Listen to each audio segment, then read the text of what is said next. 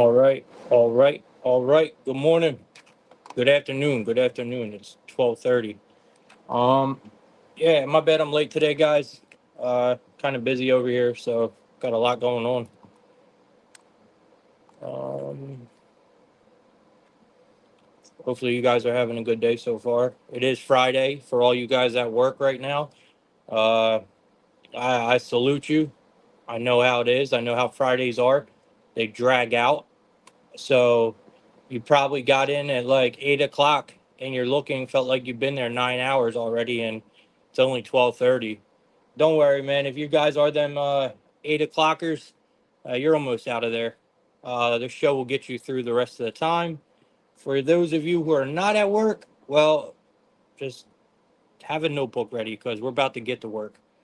Um, if you guys are on YouTube or Twitter, please retweet the space. If you're on YouTube, please like it and please share it on your socials to let people know that we are live. Try to get people in here so we can all cash together. That's what we're here to do. We're here to cash. Um, Yesterday was a good day for VIP. I'll jump right into it. Yesterday I had one play and one play only. It was a pretty big bet for me. You guys know I'm not a big better, but you guys also know I don't like to talk money neither because um so it was a really good day though for me. I had a really good day. It was a max bet I had yesterday. It was a 5 unit play, and I never do 5 unit plays. I rarely ever give out a max bet like that. I mean, yeah, I have my nukes of the day here and there, but they're normally 3 unit plays, sometimes four. For me to give out a 5 unit play, I mean, I was absolutely in love with this play. And it was North Dakota State against Colorado yesterday. We took the points. I mean, I just did not understand it at all. I mean, the pure disrespect for Miller was insane.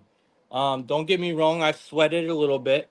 I did, but at the end, everything worked out. And I mean, it was a fantastic game. What a way to start off college football.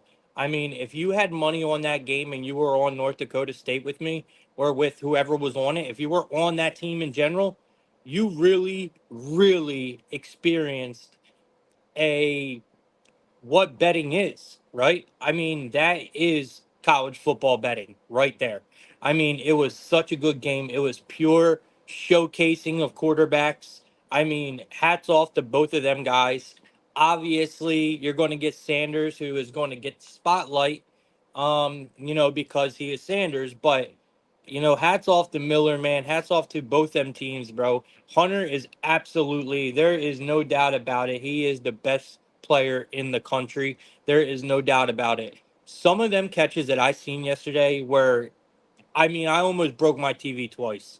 Like it was, I just don't know how he did it. Like it was insane, man. Insane. What a good fucking game. Hopefully you guys experienced that game with me and you guys cashed. But man, what a good fucking game. I couldn't have picked a better max play. I really couldn't have. I could not have picked the better max play for my members. Because if you bet that game and you watched it, you got not only did you cash, but you got to witness a incredible game to start your to start your college football season.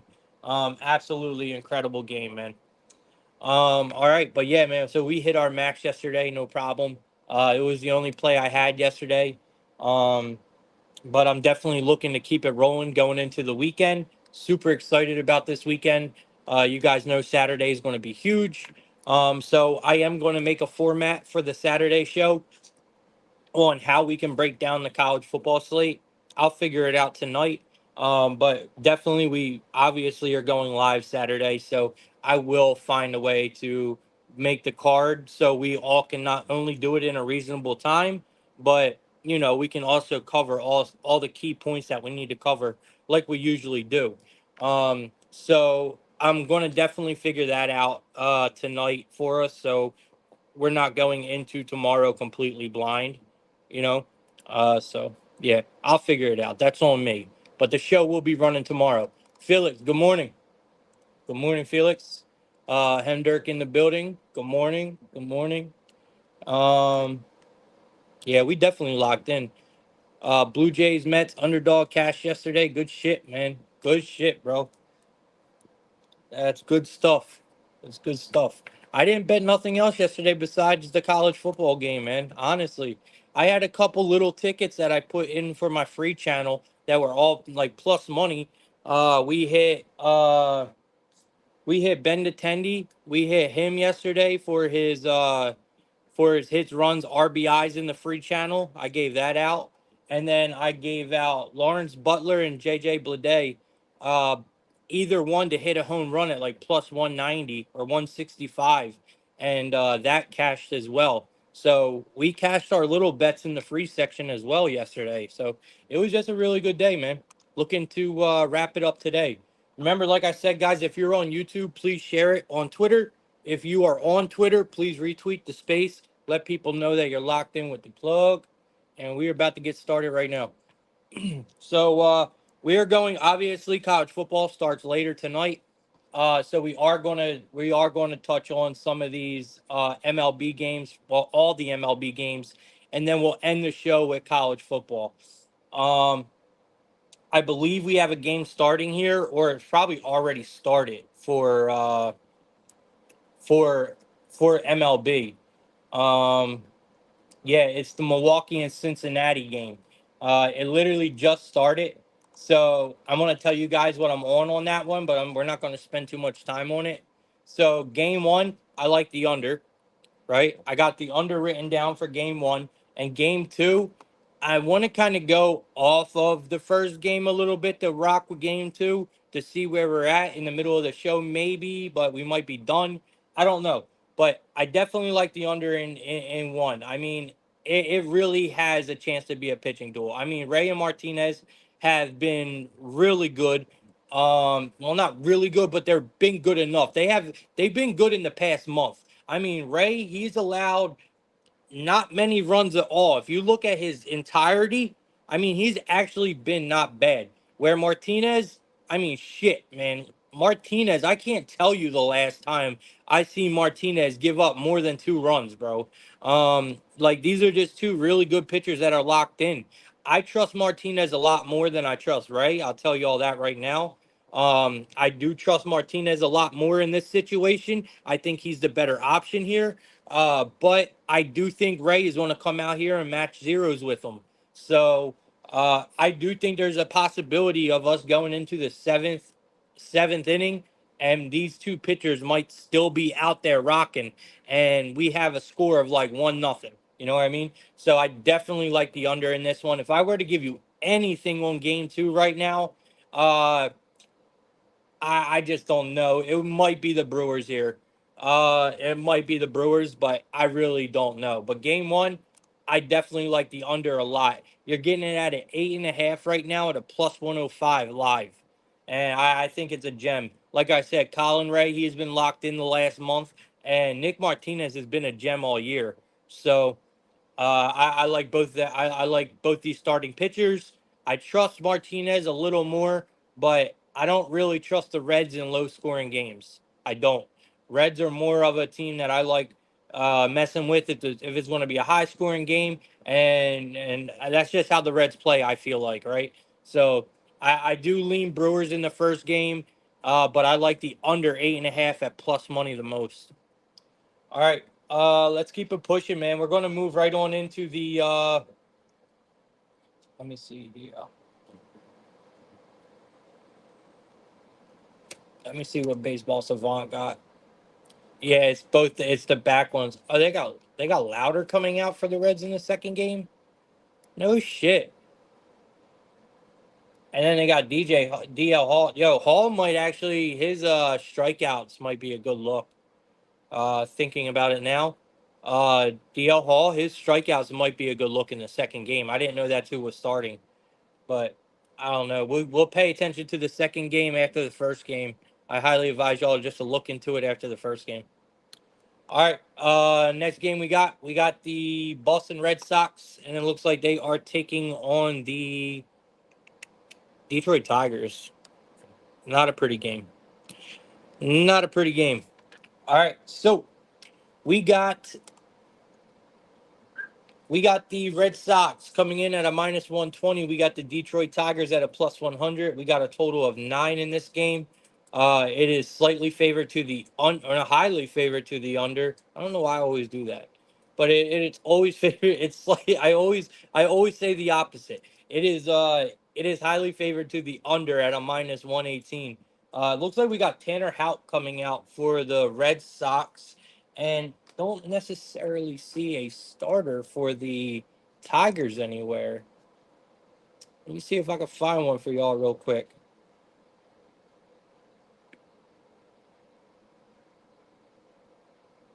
Hmm. I don't see any starters here for the Tigers, man. Casey Mize. There you go. Casey Mize, it looks like. So it looks like Casey Mize might be getting a start. I think Casey Mize is a righty, right? I'm pretty sure he's a righty. So I do still like the Tigers in this spot, and it's because Halk he's put together a good season. Don't get me wrong, like Halk has put together a good season, but recently, right? Recently is my issues with Hawk. He has been struggling. I mean, you look at you. He's given up 6 or more runs in 2 of his last 5 starts. The Red Sox have lost his last 5 starts. It's not crazy, right? To think it's not crazy to think. We were talking about this the other day, if y'all remember. I was like, yo, the Tigers still have a really good chance. Uh, the Tigers still have a really good chance of fighting their way into a wild card spot here. And I still think they do have that chance. It's not crazy to think they could bully themselves into a wild card spot. They are still alive. They really are. So if the Tigers are serious, I mean, they're going to start playing really, really tough. And to keep it real, they already have been. The Tigers are not playing terrible ball, guys. They're not. I think we look at the Tigers here in some type of way. I want to go look at the Tigers' first 5 because I have a feeling that they're going to give us the Tigers' first 5 over 1.5 here for their team total. And if they are, that's exactly where we're going. Nah, they gave us a 2.5 at a plus 124 today. Um, so I am going to go ahead and give you all the Tigers in the first 5. It's at a minus 135 for the plus half a run. So that's where I'm going to go. I do like the Tigers full game here. I do think they go pull it out with Mize on the mound. Houck has just been giving up runs lately. So maybe the Tigers full game. Uh, Team total is probably a good look at 4.5. But I do like the Tigers plus the half a run in the first 5. When we're looking at batters in this one, uh, I really ain't got no one for y'all in this one, to be honest with you. There ain't no one jumping off the page at me in this game. So I am gonna rock out with the Tigers in this one though. Uh, and just leave it at that. I mean, Tanner Houck does have good numbers here, but like I said, it was his recent performances that really have me worried about Houck. So it's definitely going to go ahead and it's going to be the Tigers for me in this one, especially at the plus money we're getting for them. So give me the Tigers here, and I like the Tigers full game team total. I think the over might be a good look as well. Um, Dirk. I think the over could possibly be a good look as well.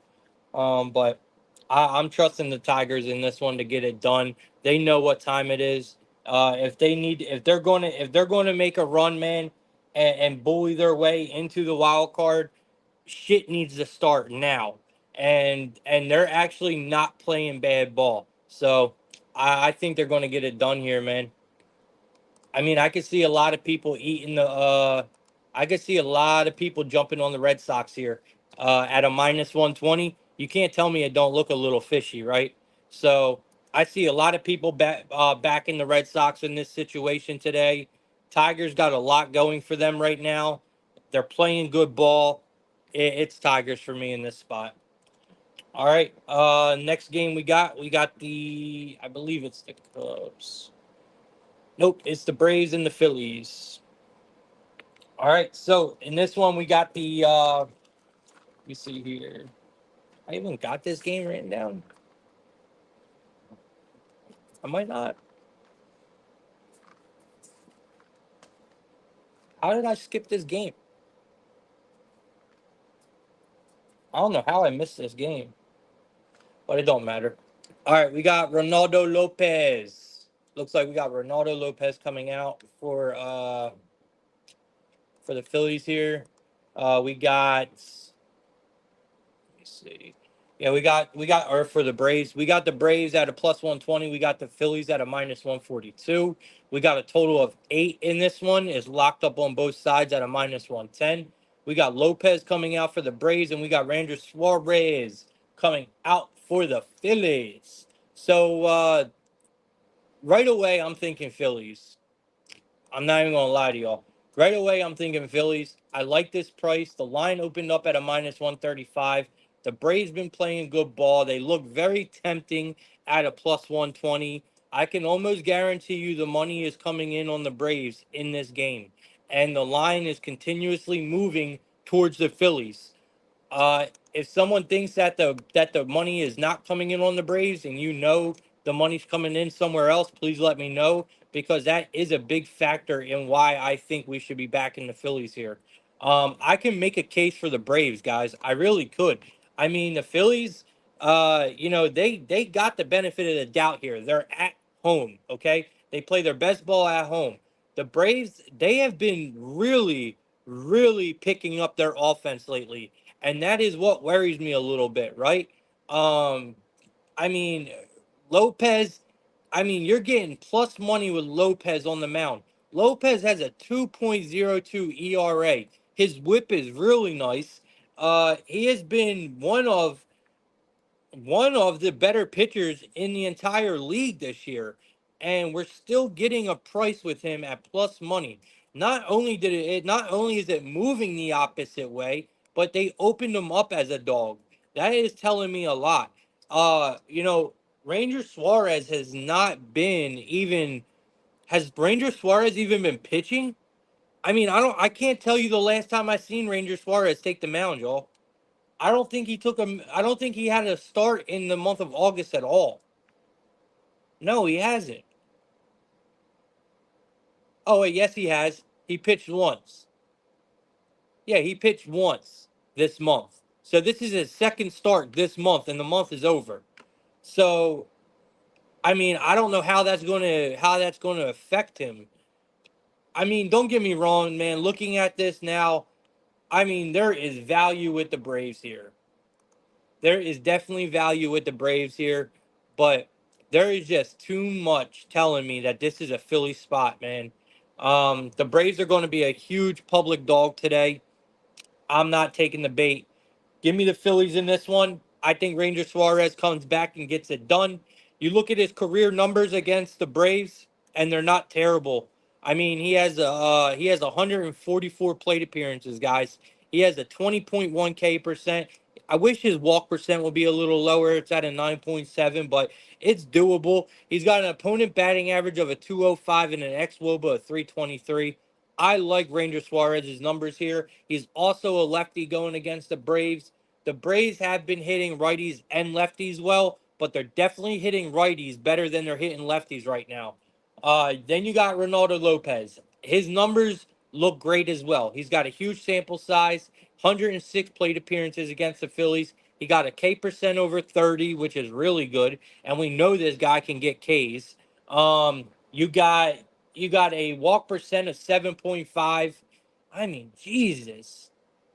He's got an opponent batting average of a 245. Why are we getting such a good price with the Braves? I cannot figure this out right now. It really looks good to take the Braves here, y'all. So, man, let me see what the chat's saying, bro. So, yeah, Lopez has been very good. You're right.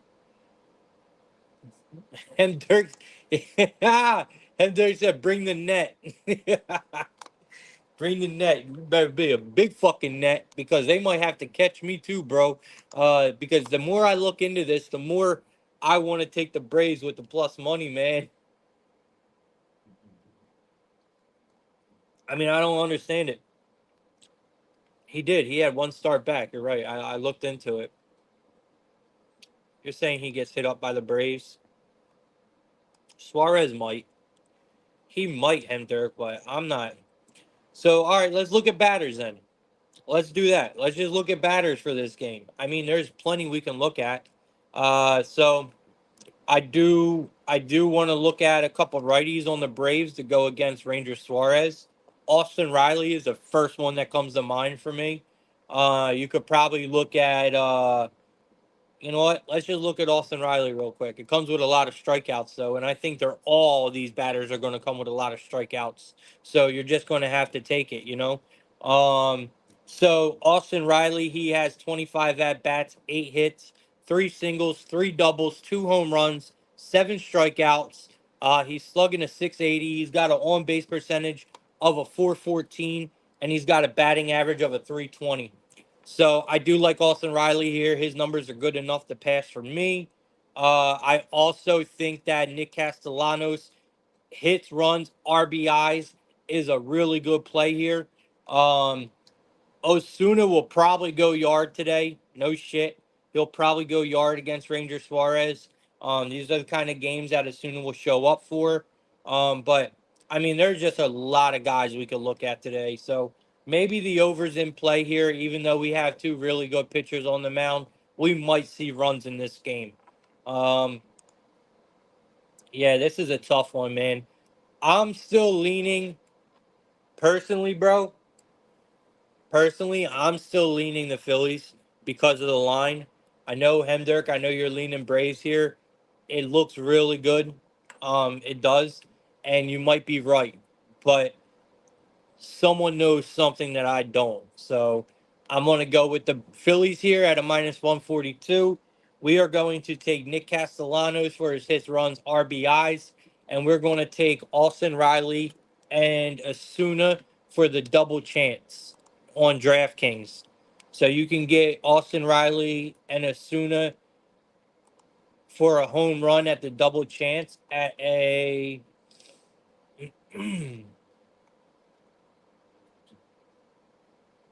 they're not giving us Austin Riley. Austin Riley ain't in the mix, but Asuna is, and you can take Asuna with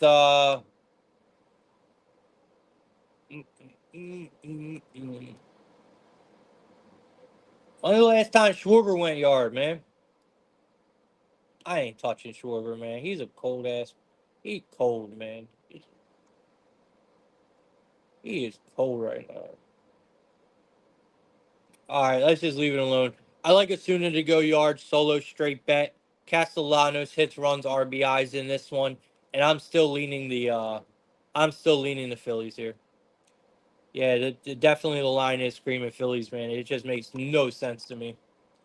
All right, next game we got the Cubs playing the Nationals.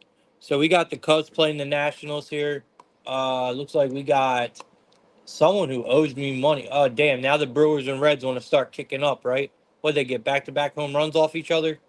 So we got the Cubs coming in at a minus 170. We got the Nationals at a plus 142. Looks like we got a total of 8 in this game, guys. It looks like it's favored to the over.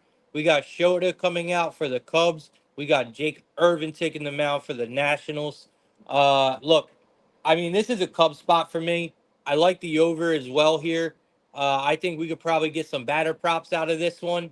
I mean, this looks good with the Nationals. It does. Like getting plus 142 with the Nationals, to fade the Cubs. I mean, it looks good, but I can't back Irvin, man.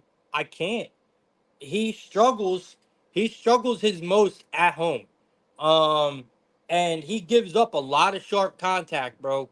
Like he gives up a lot of sharp contact. He gives up a lot of home runs as well. So if you look at Irvin, he has gave up. Let me see here. He has gave up 8 home runs in his last 4 starts. Right. But even if you look at it though, Shota's the same way. Yes, I still think Shota is the better option here. He's the better starter, right? But Shota is the same way, bro. Shota gives up a ton of sharp contact. He gives up a bunch of home runs. I mean, shit. Didn't Shota just gave up? Didn't he just give up a couple in his last start? I mean, I don't know, man. Cubs been hitting the ball well. Nats been hitting the ball well. I think this is an over spot all day. I think we could see quite a few home runs in this game, to be honest with y'all. Um, so let me see who we got.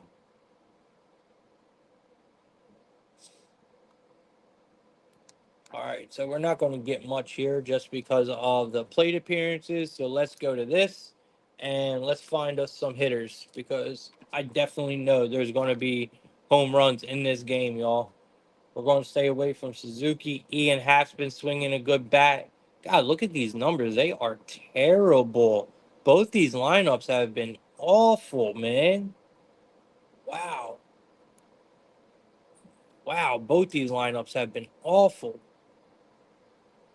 Um,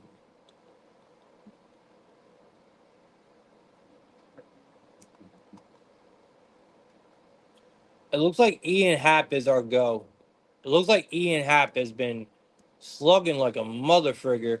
Luis Garcia on the other side for the Nats. He's been hitting the ball extremely well. His numbers look good. His exit velocity is in the dirt though, where that's what we want to see. We want to see that hard hit, and we want to see that exit velocity really up there if you're looking for a bomb. Um, and even well, the rest of his numbers are good. So give me Luis Garcia Jr. on the Nationals for his hits, runs, RBIs, and then we're going to take Ian Happ for his total bases. Pete Crow Armstrong as well. His numbers look bad here, but he has been hitting the ball pretty well for the uh, for for the Cubs. So I definitely like the Luis Garcia mix over there for his hits, runs, RBIs. I think that's a really solid look um, for the Nationals. And then for the Cubs, we're going to be looking at Ian Happ and Crow Armstrong for their total bases and possible home runs. So I'm trying to find Garcia's total bases now because if they're at a good number, I might actually bet that now because I do like that a lot.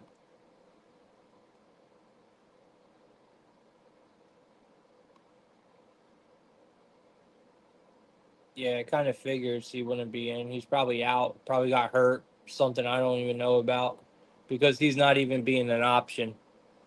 All right, so I guess it would be CJ Abrams then, but I'm not in love with it. I do like the over in this game, though. I think the over is definitely the way to go here. I do think the Cubs are the play. I do. I think the Cubs are the play in this situation. I mean, you're getting a minus 170. If you want to pay a minus 170 for the Cubs on the road, be my guest. I can't blame you because they are the better option here with the better starter. But I think the value is on the over in this game. Like I said, definitely look at Ian Happ in this one as well.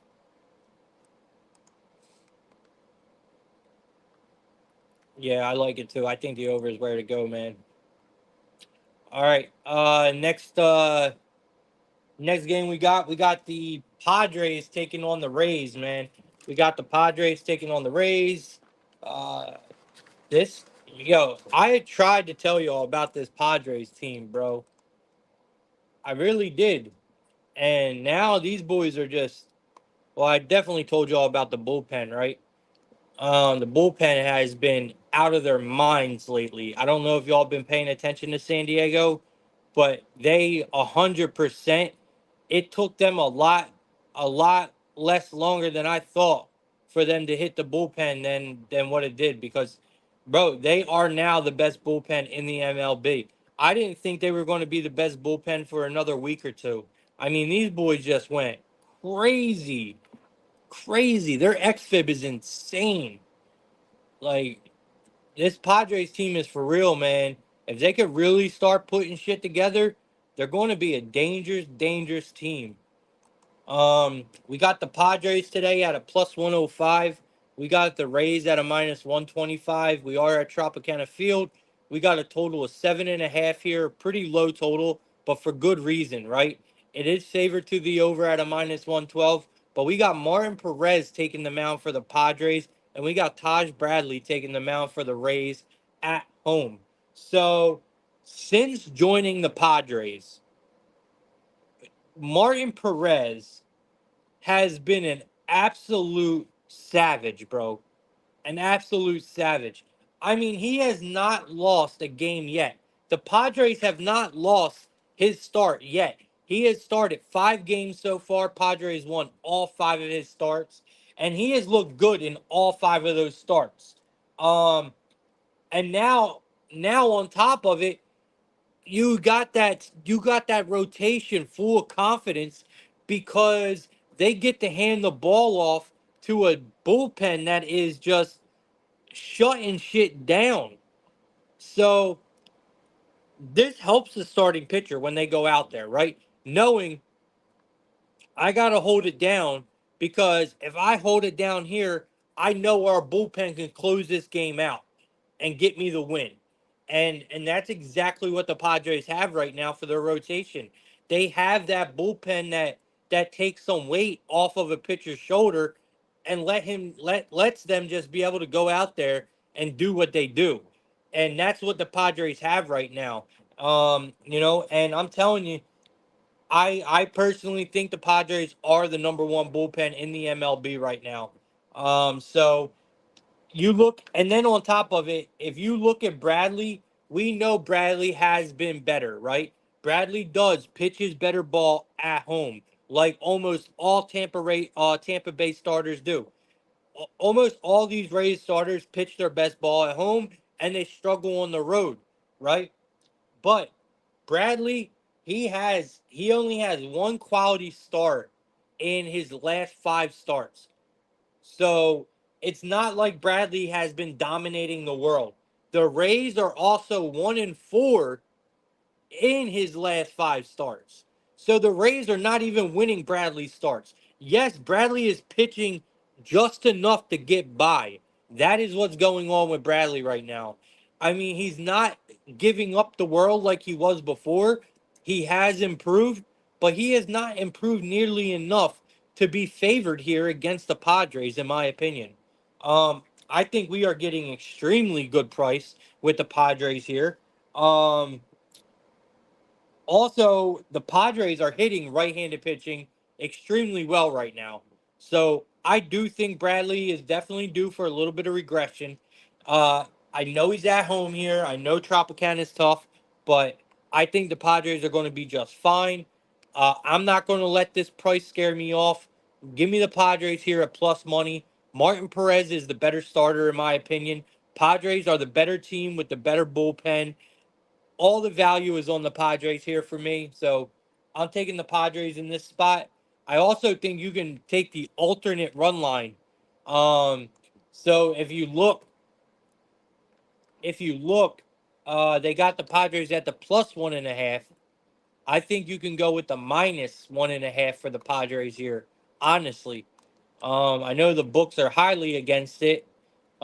Because they obviously have the Padres to win this. I mean, the Rays to win this game, but I think they're wrong. Um, so you can get the Rays. So you can get the Rays at a -1. They're making me take the -2. They're, which I guess is okay because we'll get a push, right? But which is very weird. I don't know why they're not giving me the -1.5 for the Rays. Yeah, there's no -1.5 for the Rays. It's only a plus 1.5. Oh, never mind. Here we go. They had it up in the box. So the -1.5 for the Rays is at a plus 164. I like that a lot. Obviously, I like I mean, not the Rays, the Padres. My bad. That's why I'm looking. I'm looking at the fucking Rays. So the Padres at the -1.5 is at a plus 176. So I definitely like that look. So I'm going to take the Padres here on the money line and also sprinkle the Padres at the plus 176 on the minus 1.5. When we're talking about batters in this one, I kind of want to stay away because we do have two okay pitchers on the mound. Like I said, Martinez, I like a lot what I've been seeing from Martin Perez. I like what I've been seeing from him a lot. So he's been pitching extremely well since joining the Padres. I don't think we should back any batters in this one. I think we should just watch the pitching matchup here and hopefully watch the Padres bring in a couple runs off of Bradley, which I expect them to do. So it's definitely going to be big Padres here for me today. Maybe look at a Machado look here, and if they don't, I don't want to. Let's go see what he's got actually. Where they have Martin Perez and his Ks, because we know Perez. He has some good K work. He could definitely get out there and get it. So they got him at a 4.5 at a minus 120. They also got Bradley at a 4.5 at a minus 150. Yeah, I'm staying away from that as well. So it's going to be big Padres here on the alternate run line at minus 1.5 at a plus 176, and the Padres money line at a plus 105. All right. Next game we got the Cardinals and the Yankees. We got the Cardinals and the Yankees here. It looks like the let me see. So we are getting the Yankees coming in at a minus 185 today. You got the Cardinals at a plus 154 on the road. You got a total of 8.5 in this game. It's locked up on both sides at minus 110. You got Eric Fede coming out for the Cardinals, and the Yankees are bringing out Marcus Stroman. I don't know how we ignore the Yankees here. I'm not backing Fede on the road. I'm not doing it, bro. Fede did pitch well in his last road start. Right? He definitely did. But that was against the Twins. And overall, Fede is a really bad pitcher on the road. Like I said, yes, he just had a good start in his last game on the road, I know. But I don't trust him, man. Not when you're heading into Yankee Stadium, going against a Yankees team that is number 3 in OPS right now, number 5 in ISO, right? Versus right-handed pitching this month. I can't do it. Yankees are hitting the ball way too well to try to back Fede on the road. Yes, this is a very hefty price here at a minus 185, but and I know Stroman ain't necessarily worth a minus 185, but he is the better option here. The Yankees are at home and they are going against Fede. So I do think this price is kind of reasonable. We are getting a minus 1.5 at a plus 110. I think that's doable. But I think we go with the Yankees team total here and attack some props. Honestly, that's the way I would attack this game if I were to bet it. Um, I'm trying to get you guys some props right now. So let me see here what we got. First of all, let me look at this. Yeah, dude, look at Fede's numbers, man. Holy shit. Look at Fede's numbers versus the Yankees. So you got Fede, he's got 53 plate appearances, which is good. We like that number. He's got a K percent of 13.2 with a 9.4 walk percent, an opponent batting average of a 383, and an ex Woba, one of the highest ex Wobas that I've ever seen. He's got an ex Woba of a 486. That's almost 500. That's insane, bro. His numbers are awful. Don't get me wrong. Ain't like Stroman is no prize neither. Stroman's numbers are pretty damn bad themselves. He's got 115 plate appearances with a 18.3 K percent, a 9.6 walk percent, opponent batting average of a 327. Yeah, his numbers are ugly as all hell too. Cardinals have been swinging the bat well lately, so maybe we see runs in this game, guys. Maybe we see runs. I'm not. I'm. I'm. I'm leaning the over here. I'm leaning the over. I think we could definitely get some player props out of this game. Against Marcus Stroman, I mean, we should be looking at a lefty here, but I don't really been paying attention to the Cardinals. I don't know how Goldschmidt has been doing. Um, I'm not necessarily in love with Goldschmidt, but his numbers are really good. He do got a lot of Ks, but his numbers look pretty solid against Stroman. Um, Arenado is not a go. He's got a lot of strikeouts. Um, Tommy Pham, not a go. A lot of these guys got a ton of strikeouts here. Um, so I'm gonna go with a guy who's been batting extremely well for the Yankees, and it's a lefty versus a righty. I think we target all Yankees in this one. If you guys are looking for props, go with Yankees. But I love Jazz Chisholm in this spot. I mean, his numbers are fucking phenomenal against Fede. He's got 12 at bats. He's got 4 hits. He's got 2 singles and 2 home runs with only 1 strikeout. He's slugging over 800. He's got a batting average of 333, and he's got an on base percentage of a 429. And we know Jazz Chisholm has been hitting the ball extremely well. Guys, his hits, runs, RBIs might be a fucking gem today. Not even kidding you. His hits, runs, RBIs might be a fucking gem today. We just got to go see where they're giving it to us. Because you know the books like to do funky shit. They have that bitch set at a 2.5 and cook our asses.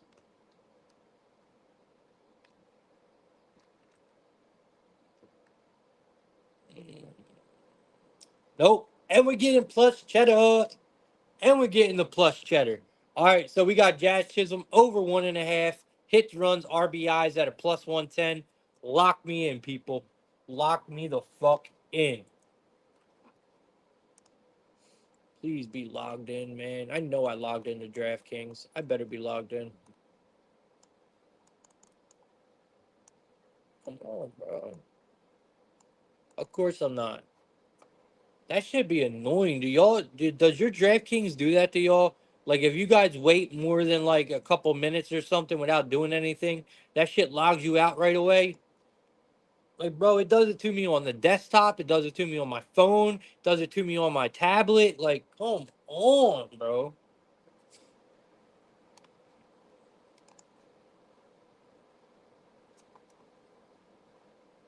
My bad, y'all. I gotta put this in because I'll end up forgetting. I did it the other day on the show when I gave y'all a gem that I really liked, and I missed it, and it catch no problem. So Jazz Chisholm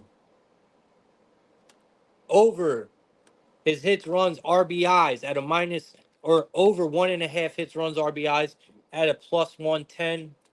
I got an odd number of 1376. So 13.76 pays out a 28.89. So it pays out at 28.89, $28.89. I like it a lot, guys. So let's get it. That's exactly what I'm doing, and we are locked in with Jazz Chisholm's hits, runs, RBIs. All right.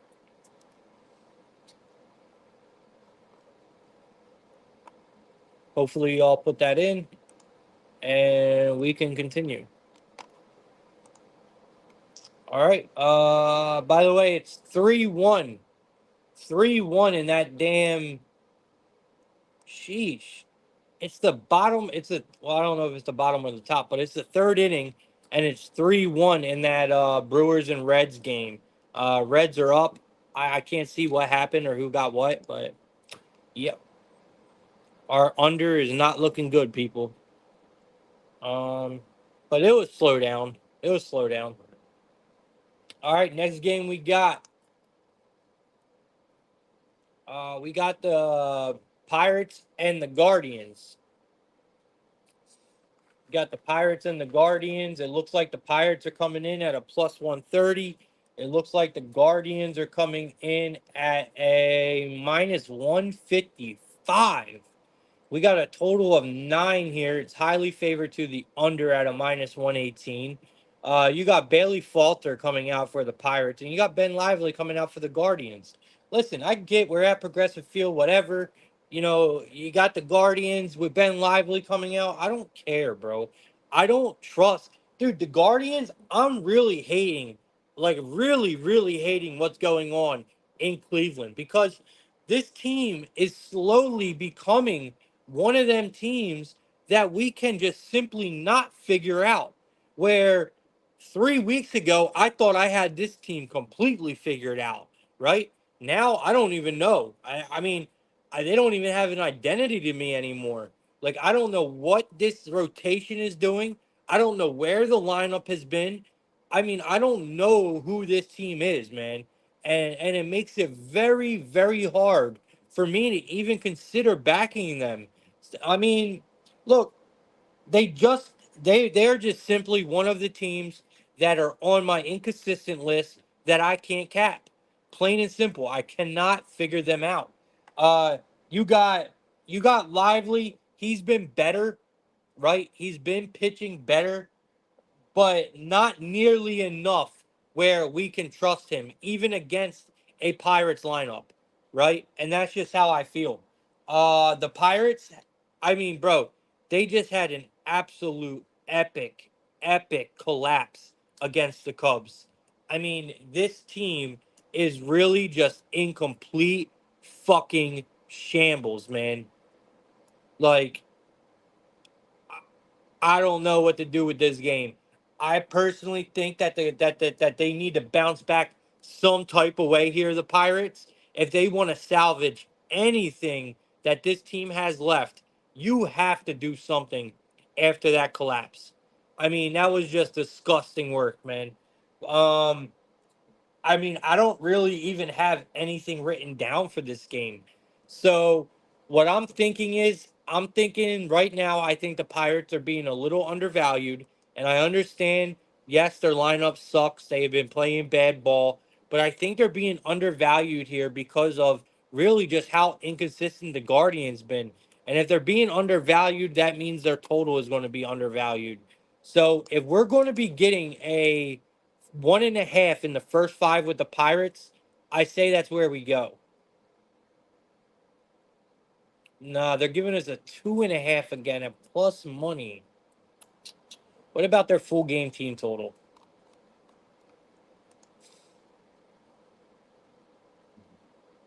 Okay, I could live with that. All right, so we got the Pirates team total over 3.5 at a minus 135. I can live with that. I do I do worry about the bullpen situation a little bit. If we don't hit 3 runs in the first five with Lively out there, we might be struggling, right, to get two against the bullpen. But like I said, it's not my favorite game, but I do lean the Pirates in this one. I lean the Pirates at the plus money, and I kind of lean the Pirates team total here. I just don't think that we should be laying any kind of juice with the Guardians right now whatsoever, guys. I don't trust this team as far as I could throw them. So, and they got Jose Ramirez on that team, so pretty heavy team. It does look like Ben Lively's numbers are not bad. His strikeout numbers are fantastic. But it's just not enough to go off of, guys. It's really not. All right, so it's a kind of a pass for me, man. Uh, let me see here.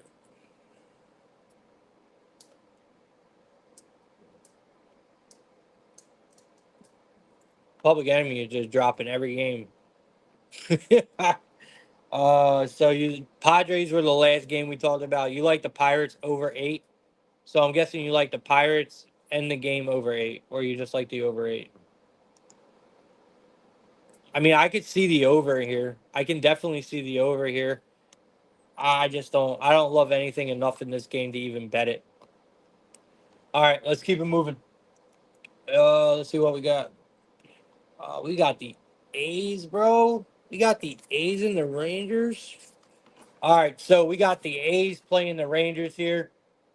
Um, Let me see. We got the A's at a plus 124. We got the Rangers at a minus 148. We got a total of 8.5. It is slightly favored to the over 8.5 in this one at a minus 112. We got the Athletics bringing out JP Sears That guy. Then you got the Rangers bringing out John Gray. If Ozzy is here, he would be probably screaming right now, John Gray masterclass, because of what I'm about to say. And I can almost bet my bottom dollar he would be saying that. JP Sears really got cooked by the fucking Brewers last start. Okay? And I'm telling y'all right now, it ain't going down like that, bro. You better expect a fucking bounce back from JP Sears today. All right. And I think he's going to do it against his Rangers team. I truly do. Uh, First of all, it's not like he has, and John Gray been getting cooked all fucking year. So it, if we're looking for both guys to have a bounce back, I am trusting JP Sears a lot more than I am trusting John Gray for a bounce back today. And it's not even close to me. It's not even close to me. Gray, he has not been able to put anything together. He just gave up. Let me see. I think he gave up. I don't have it in my notes, but I will have it right here. Yep, 7 earned runs, bro. He gave up 7 earned runs to a Guardians team that we were just talking about, remember? And I told y'all how inconsistent their lineup is right now.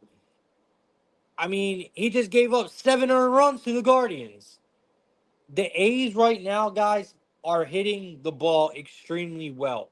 Their bats are active right now. They really are. And JP Sears is not a bad option. And if you guys want to talk about a bullpen advantage, the A's, you might not think it, but the A's have a massive, massive bullpen advantage in this game. The Rangers bullpen is awful. Absolutely awful. I love everything about the A's in this start. I think they win the game outright. I think JP Sears comes out here and has a masterclass. I think he has a huge bounce back.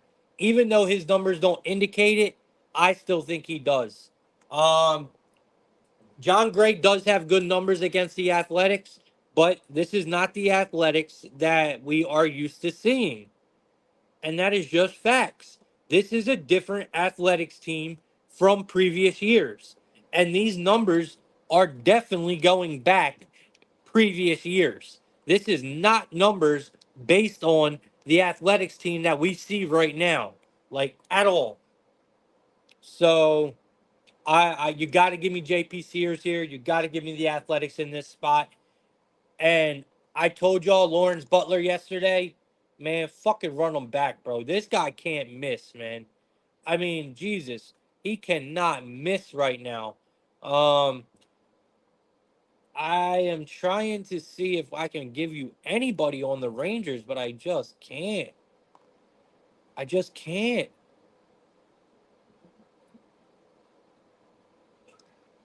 Grossman is the only one, and he's coming with strikeouts, y'all. Big A's for me, man. Big A's for me. Give me the A's in this spot. Like I said, give me the Lawrence Butler, and we're going to run that shit back. It was plus 165 yesterday. We're going to run it back today. Let's see what we get. We're going to run back to JJ Bleday and Butler double chance home run. We're probably going to get some plus chicken for it again. So let's see what we get.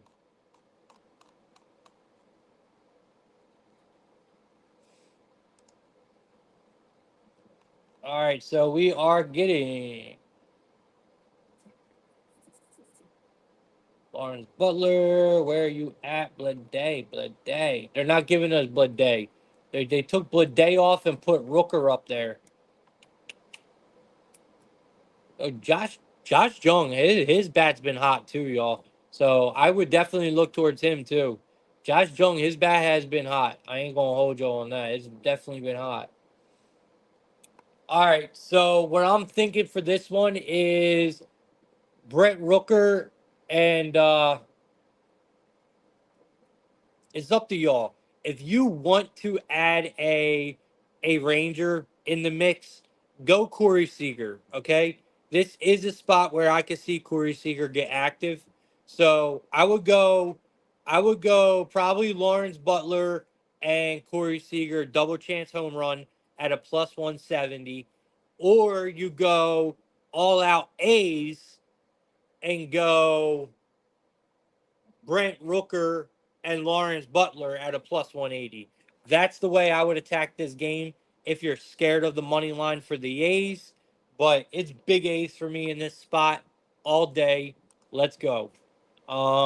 See what the chat got. Okay, Public Enemy. Let's fucking go. Big A's for Public Enemy as well. Let's go. That's always a good sign. Always a good sign. All right. Let's see what else we got. What's next? All right, we got the Kansas City Royals playing the Houston Astros. Man, look at this. So we got actually a decent, not a terrible pitching matchup here. Um, where is this game on my card though? All right, so we got the Royals at a plus 154. We got the Astros at a minus 185. We got a total of 7.5. Respectable. I get it. It's favored to the over a little bit here. Um, you got Seth Lugo coming out for the Royals, and you got Framber Valdez coming out for the Astros. There's just no way I could pass up the Astros here. I understand they're at a minus 185, but use that as a parlay piece if you want, or take them on the run line if you want. Don't get me wrong, man. The Royals bats are on fire, but and don't get me, they have an identity still, but the Royals are kind of starting to make me feel like the same way I feel like towards the Orioles. Like this team is just, I don't know, man. Like, yes, they have the talent there, but they don't have what it takes to be that extra push they need this time of year, right? They just don't have it. And I really feel that way. Y'all know I've been on the Royals all year, man. From day one, I talk so highly about this team, right? Like I even got laughed at on TSPP a couple times because I talk so highly about this team. But I'm telling you, they are showing straight signs of failure. It's just what it is. Lugo had a bit of a struggling month, right? And that's being nice. Like Lugo's been struggling, man. And it's hard knowing what we are going to get from Lugo anymore. I don't know if we're going to get 3 innings, if we're going to get 6 innings. I don't know what the fuck we're going to get from Lugo or the Royals on any given game. But we do know what we're going to get from Framber Valdez. We know what we're going to get from the Astros, and that is a decent game every time. I mean, Framber Valdez, can y'all tell me? I think it was his last start. His last start was the only start this man came out all year and didn't give us a quality start, bro. Framber Valdez has pitched a quality start in every single game but one.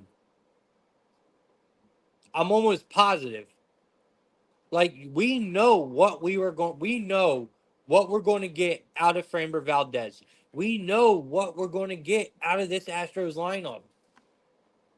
Yes, a lot of the time they do the bare minimum, but we know what we're going to get. I got to take the Astros here, y'all. I know it's a square play, but there's no other way around it. Jordan Alvarez is probably going to go yard against Lugo. That is a big lefty coming up against Lugo. And the way Lugo's been struggling, bro, oh my God. If Jordan Alvarez gets a piece of that ball, that shit is gone. So you got to take Jordan Alvarez for a home run today. Um, it wouldn't surprise me if a couple of these righties got to Lugo neither. Like Bregman, Bregman's been hot. Maybe Altuve. I can see a couple of these righties getting to Lugo, but I'm telling you that monster lefty in Jordan Alvarez is going to come out, and I would not be surprised if Jordan Alvarez does not go yard against Lugo today. Would not be surprised at all. I mean, he's just a fucking monster lefty going against a struggling Lugo right now on the road. I mean, this has Jordan Alvarez written all over it, bro. So give me Jordan Alvarez here for a home run, and I think you could take Bregman for his hits, runs, RBIs. I think we see a I think we see a pretty good offensive game from the Astros today. I think their offense truly shows up and shows out tonight. So give me the Astros here. Give me their team total. If you want a straight bet, give me the Astros team total in this one. But a parlay piece, I think a strong, strong parlay piece is the Astros money line here. Parlay it with something, maybe college football or another, MLB play, whatever you want to do. But I like the Astros here as a parlay piece at the minus 185 for sure. And I will be straight betting Jordan Alvarez tonight for a home run. Maybe two. Honestly, maybe two. Didn't he just have a 3-run home run game, right? Man, he going to run that shit back. All right. Alvarez, 2+ hits. I like that a lot. Okay. Kevin Hawthorne in the building. He's saying good afternoon from Lakeland, Florida. All right, we out here in New Jersey. Uh, oh my God, prolific! Don't start your sit with Sethy Seth, bro. That's disgusting work. You and Oliver. Are you talking to Oliver right now? Prolific's probably in the DMs with Oliver right now. And then Public Enemy likes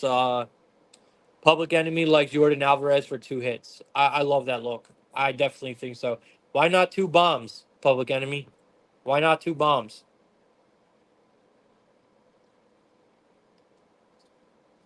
All right.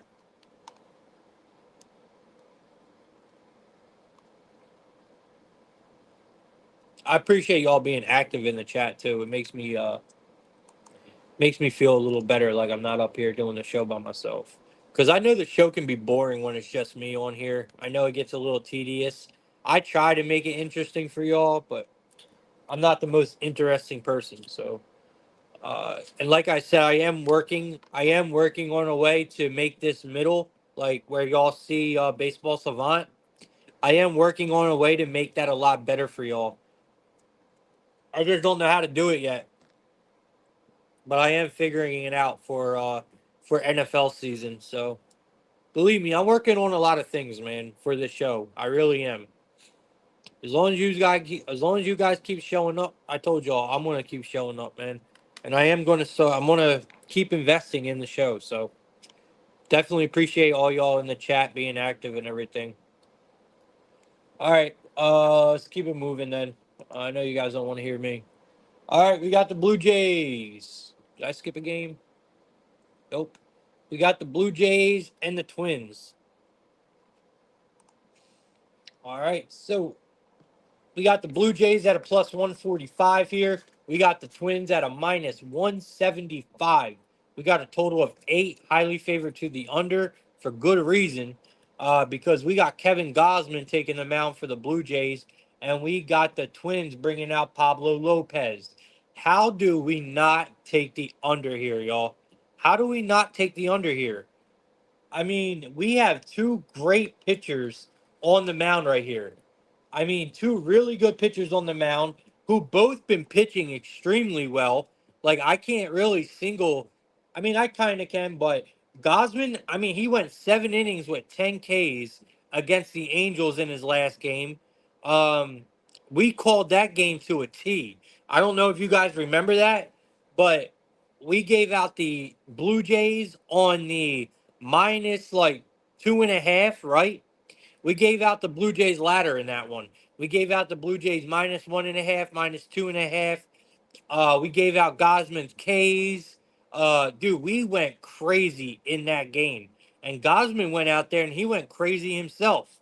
So that was a really good game for us there. But yeah, like I said, Gosman went 7 innings, dropped 10 Ks. He dropped 10 halos, man. And then you got, let me see here. He actually Gosman's also won. The Jays have won 4 of Gosman's last 5 starts as well. Yep. And then you got Lopez. Lopez has had. Let's see here. Yeah, Lopez has had back-to-back shutouts, y'all. He's had back-to-back shutouts. uh, versus the Rangers and the Cardinals. So it ain't like no. Yeah, I guess they're kind of scrubs, but he has. Pablo Lopez. What stands out to me is his K work. I mean, Pablo Lopez has got some nasty, nasty K work, but apparently so does Gosman. I mean, who knew Gosman had 10 in him, right? So I think this is going to be a great, great pitching matchup. Uh, we have not seen Pablo Lopez give up more than 2 earned runs in 4 of his last 5 starts. I mean, we can't trust. And let's be real, we are talking about the Blue Jays and the Twins. Do you guys have much faith in either one of these offenses? Like, be honest. I don't trust the Blue Jays, and I certainly don't trust the Twins. The Twins are having all kinds of problems in their lineup right now. You got Jeffers disappeared, Buxton's out. Like, where are the power hitters in the Twins lineup? They're all gone. They're on milk cartons. Like, you got to take the under here. There's just no way around it. This is another game where, I mean, uh, yeah, I like the under 8.5 here, man. Let's see what we're getting it at. They're giving us an even 8 right now. You got to take the under here.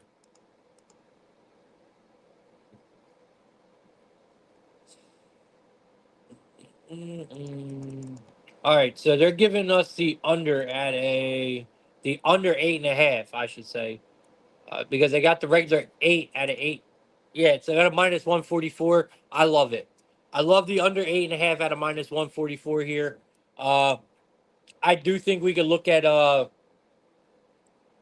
Do we want to go back? No, we're going to Lopez, man. If they ain't, I'm sure they do, but if they ain't got Lopez's strikeouts, anything crazy, that's where I'm going. Oh man, is that a trap, bro? They got Pablo Lopez at a 5.5 at a -150. Y'all can't tell me that shit don't look trappy as all fuck. Mm.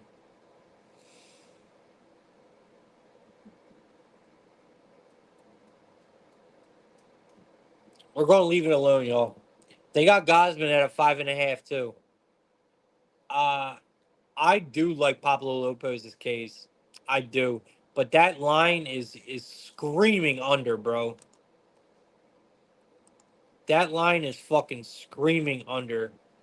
Pablo Lopez hits allowed under 5.5. That might be the fucking look, Public Enemy. No lie, that might be the look.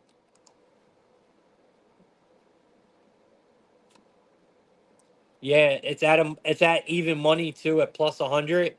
That might actually be the look, Public Enemy. I like that a lot.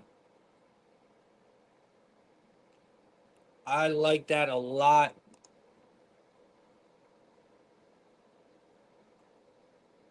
Yep. That's where I'm gonna go. I'm gonna take that right out of your book, Public Enemy.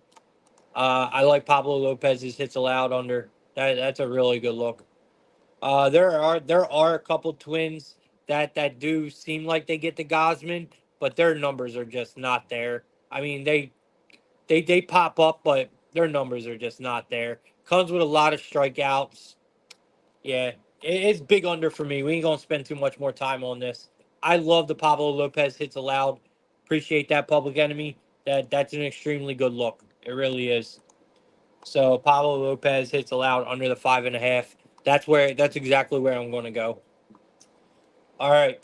Uh, all right. Next game we got the Mets and the White Sox. Talking about a disgusting, disgusting game. Let's see here. I might not even wrote this game down. I was supposed to probably just skip this game.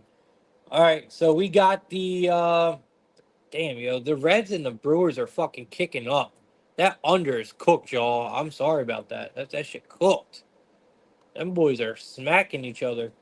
All right, so we got the Mets and the White Sox at a -225.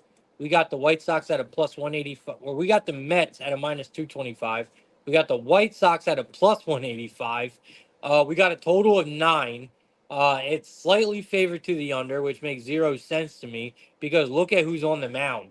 You got you got you got Miguel coming out for the Mets, and then you got Jonathan Cannon on the White Sox. I mean, this game screams fucking over. I mean, the Mets could honestly put up 10 runs today.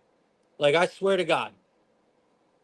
We're not going to spend much time on this game, y'all. It is Mets team total, the over 9. I think the Mets could hit this over by themselves. And we are going to be looking at Mets batters. I mean, it's that simple for me. I swear, I think the Mets are going to absolutely run this score up.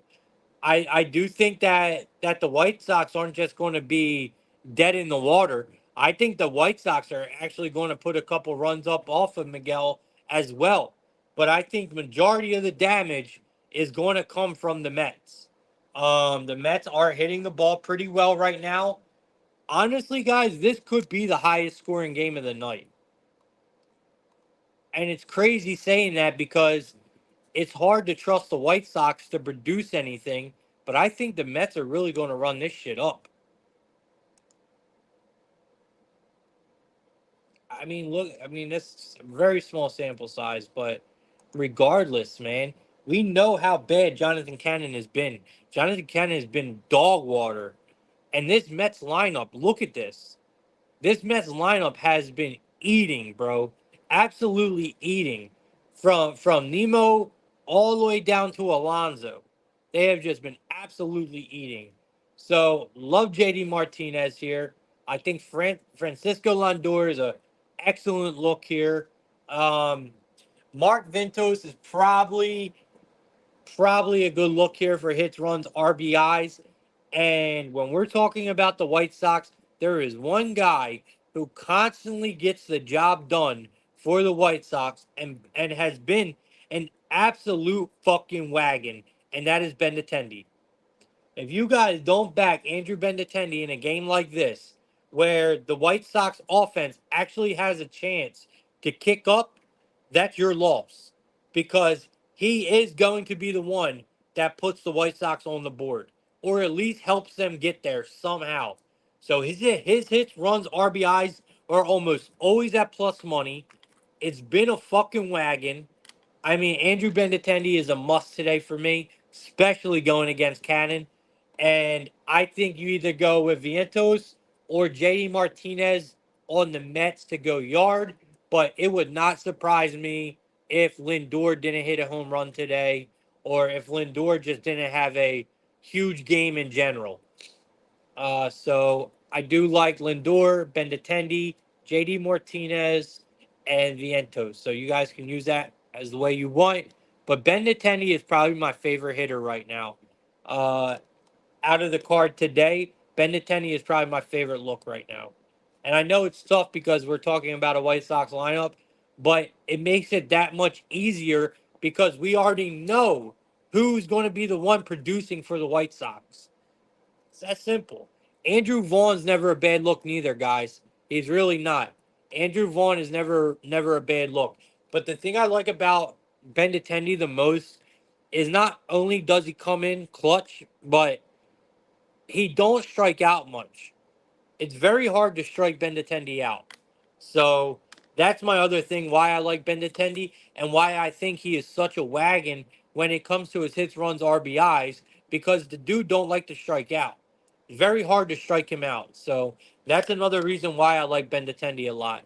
So give me Benintendi hits runs RBIs here. I also think you could do a hit parlay in this, a same game hit parlay.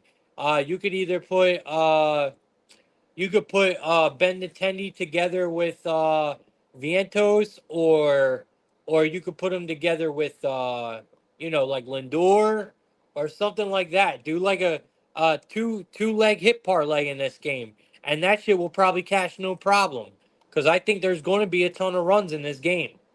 So we're getting. I just want to go and check Benintendi's numbers real quick, y'all. So we're getting Benintendi at a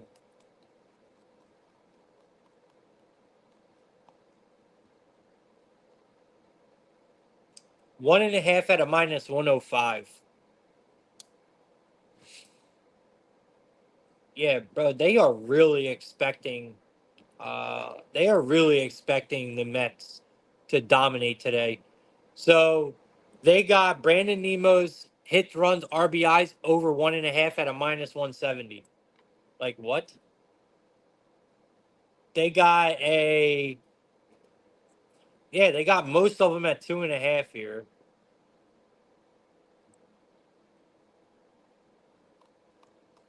Yo, is Brooks Baldwin playing today? Is he in the lineup over there? Bro, if he is, yeah, he's got to be, right? That might not be a bad look today. Baldwin might not be a bad look today on his numbers are fucking telling, bro.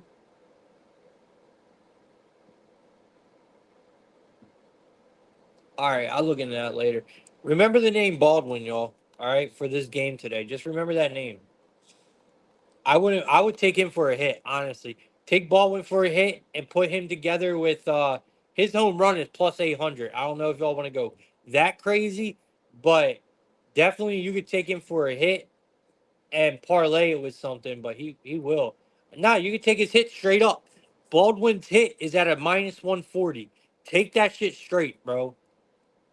Brooke Baldwin for the White Sox. Take that shit straight.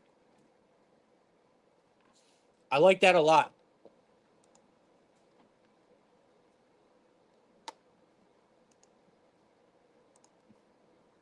All right.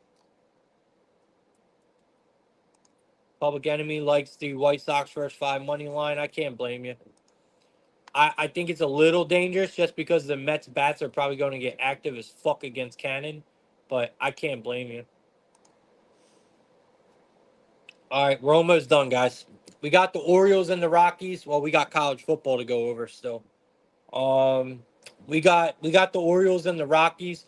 We got the Orioles at a let's see minus 135 here. Looks like the Rockies are coming in at a minus or a plus 114. We got a total of 11 and a half. We are at Coors Field. We don't get the benefit of the doubt of having a rookie start at Coors Field today because it looks like we got Suarez coming out for the Orioles and we got Gomber coming out for the Rockies. Gomber's actually pitched at Coors Field a couple times because he was with the Giants for a while.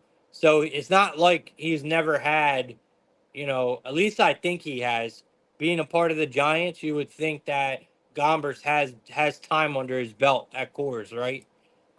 Especially Gombers kind of like a vet in my eyes. I mean, he's been there a while. He's got to have Coors Field experience. Um, yeah, he's pitched a couple times there with the Giants.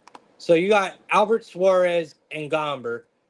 I think if we were going to take anything, this might be the under spot for this series here.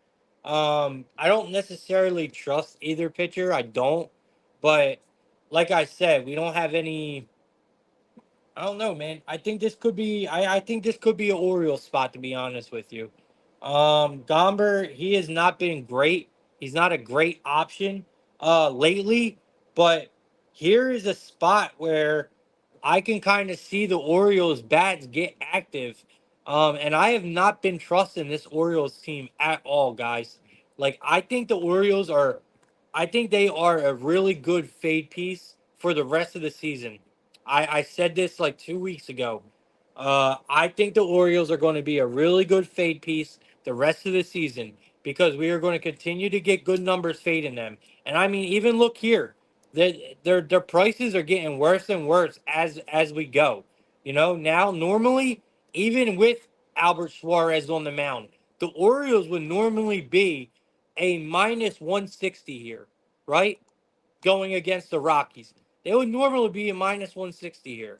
We're now getting a minus 135 with Albert Suarez. Like, I, I do think this is the Orioles spot, though. I do. I trust their bats here. They're at Coors Field. The Orioles are a team, and I told you all this last time. The Orioles don't really have, all they rely on is their offense. They rely on their bats to do the work. That's what the Orioles rely on.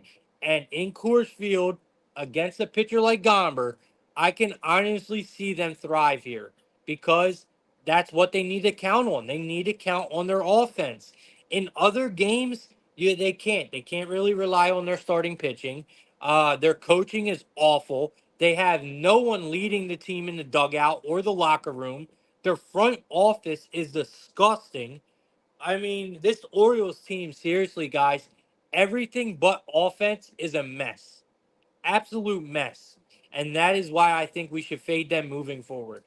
But here at Coors Field, in a game like this is where the Orioles should thrive.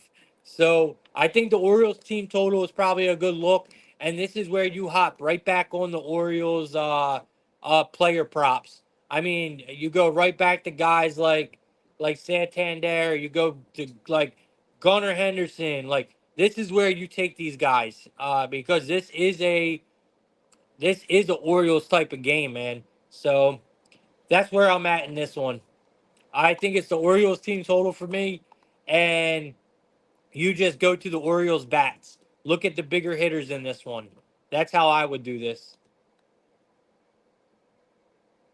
I do like Slater. Austin Slater against Gomber. It's a righty on lefty. I know it's a hell of a call out. I know it is, but I he has a chance to take him yard. If you're worried about that, take his hits, runs, RBIs. I don't even know if he's in. He might not even be in Slater.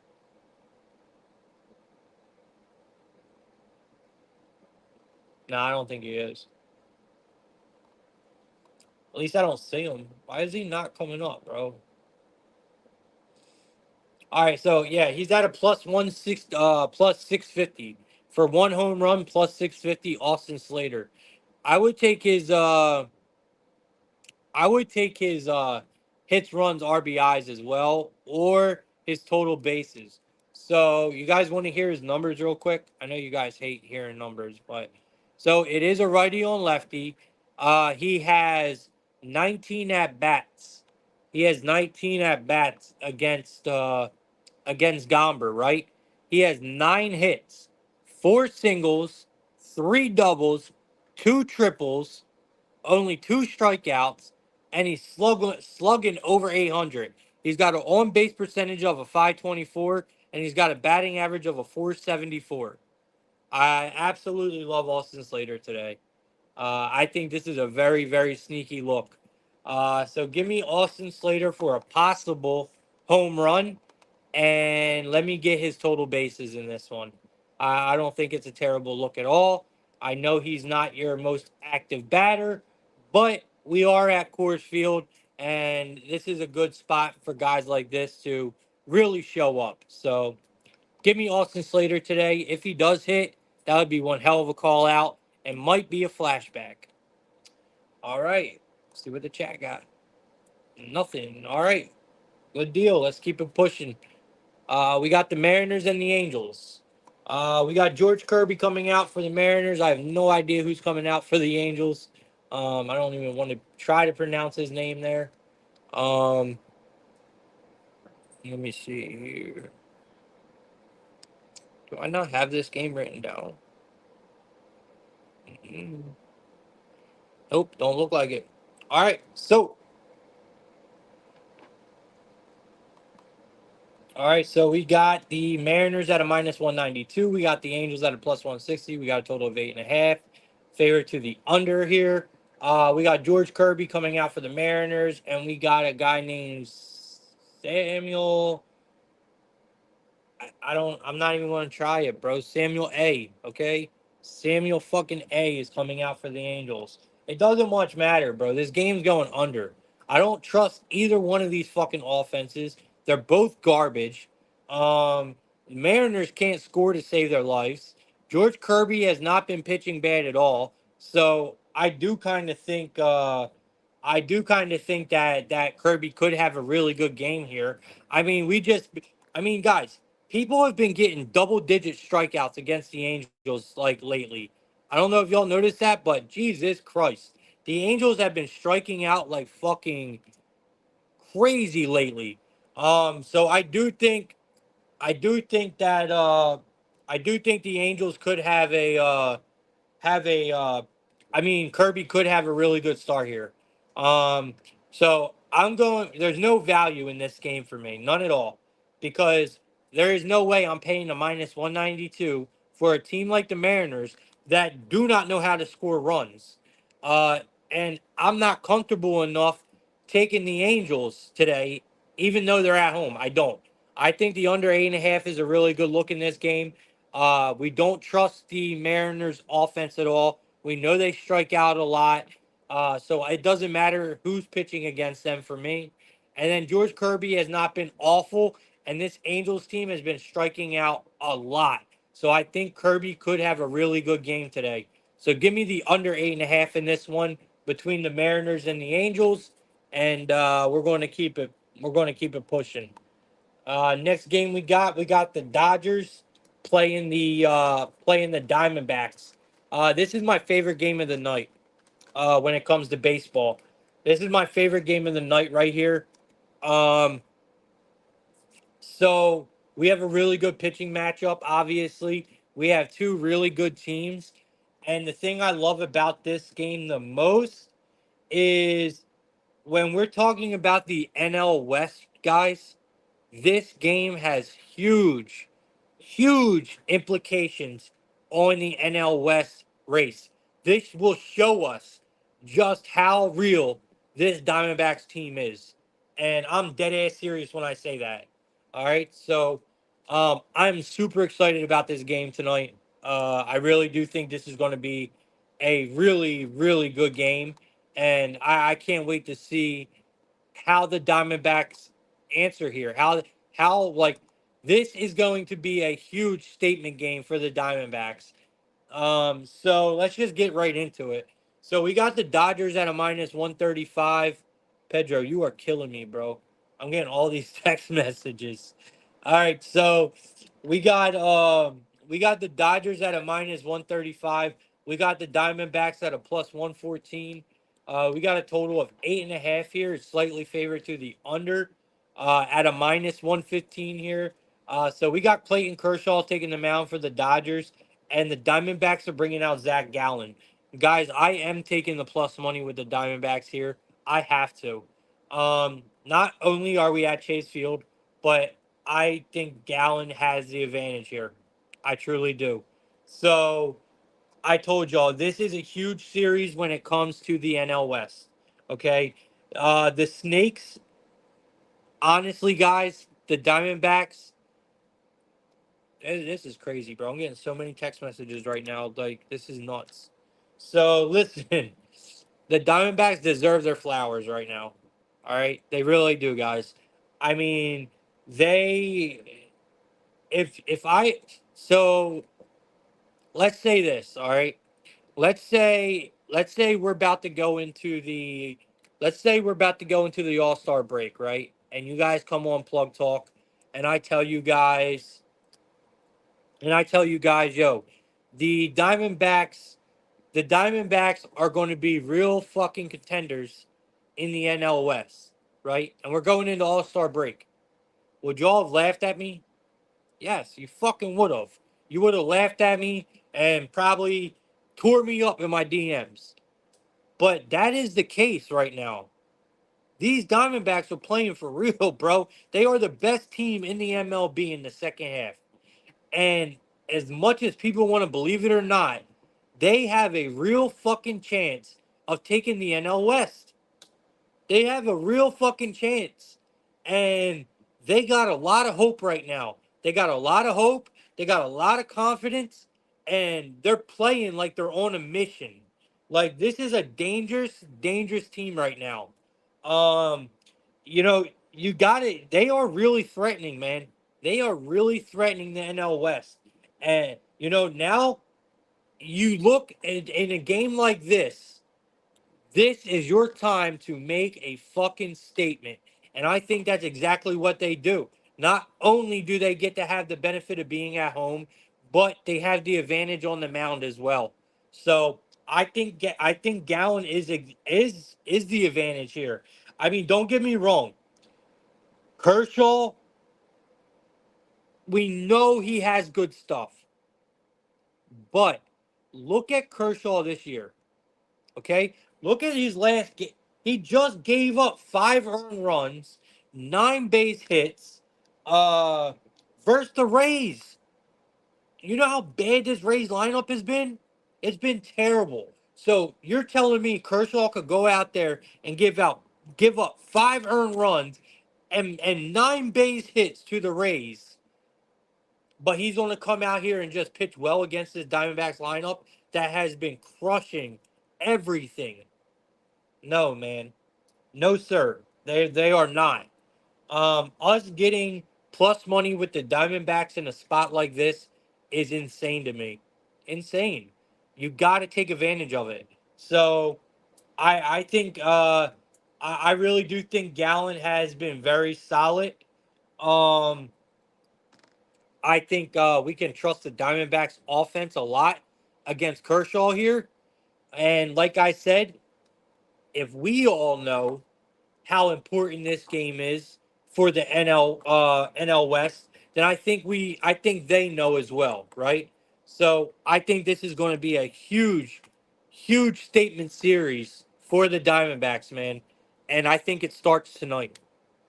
So the only thing that takes me back a little here is if you guys remember when the Diamondbacks, they would not win a single fucking game when they started a series. They would not. But it hasn't been that way for a while. So look, I really like the Diamondbacks here, man. I think this whole series is going to be just a statement series. So you got to give me the Diamondbacks here at plus money. There's no way around it for me. I think they got the better starter. I think they got home field, which is very important, and I think they are really on a mission right now. So I love the Diamondbacks here, especially if it's going to be a lower scoring game. I like their chances. I mean, you look at Gallen's numbers against the Dodgers, and they're not terrible at all. But you look at Clayton Kershaw's numbers against the Diamondbacks, and they're not bad at all. But we also got to factor in that this Diamondbacks lineup is a lot different of what they were a year, 2 years, 3 years ago, right? I mean, we're talking about one of the best lineups in the majors in the second half of the year so far. And Kershaw has been struggling. He is not finding any kind of form. All over the Diamondbacks here, man, at plus money. All right. So that's where I'm at. I'm staying away from batters in this game. If I were to give y'all anybody, I really don't even know where I would start, honestly. Yeah, we're not even going to try to look. Let's just keep it with the plus money on the Diamondbacks here and keep it pushing. All right, last game of the night. Yep, last game of the night. Then we got college football. Yippee, yippee! All right, we got the Marlins playing the Giants. We got the Marlins at a plus 230. We got the Giants at a minus 285. One of the biggest favorites on the board today. You got a total of 7.5 here. It's highly favored to the under at a minus 122. You got Adam Oller coming out for the Marlins, and you got that guy. He's about to bring the business. Blake Snell coming out for the Giants. Bro, I think the Giants are about to absolutely destroy the fucking Marlins tonight. I don't know how they do it because I don't trust either one of these goddamn offenses at all. But Snell, we just seen Snell in his last start. He went 3 innings and he gave up 6 fucking walks. Bro, what happened? What happened?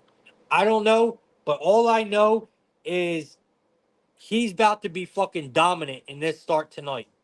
He's going up against a Marlins offense that, yes, They had been hitting the ball better, but I don't care. After Snell having a game like he just had, there is no way but up for Snell. And he's at home. And he's going against the Marlins lineup. I'm sorry. And on top of it, y'all want to hear something even better? What was the Marlins last series? Yes, Coors Field. Good job, guys. They were at Coors Field. Now they're on the road, right? Still on the road. No days off. Yo, these bats, we've been saying it all year.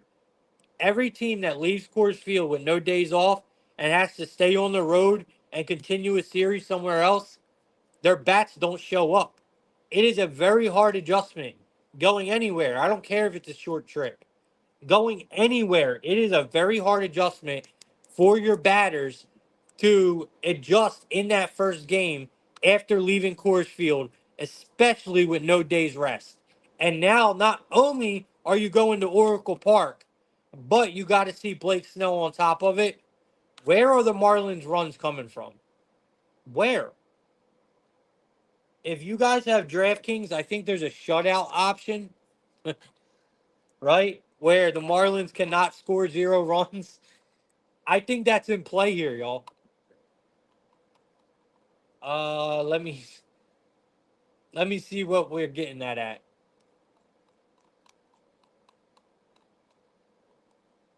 I think you could take Snell to pitch a shutout, right?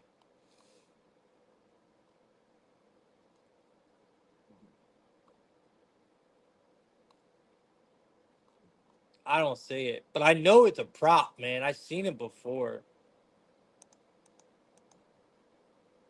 All right, well, listen, if you guys find it, I'm calling it. All right, I'm calling it right now. Call me crazy, but I'm calling it right now. Marlins won't score a single fucking run in this game. All right, calling it now. Marlins are not going to score a single fucking run in this game. I will not be surprised if the Marlins team total is not at a 1.5 for the entire game.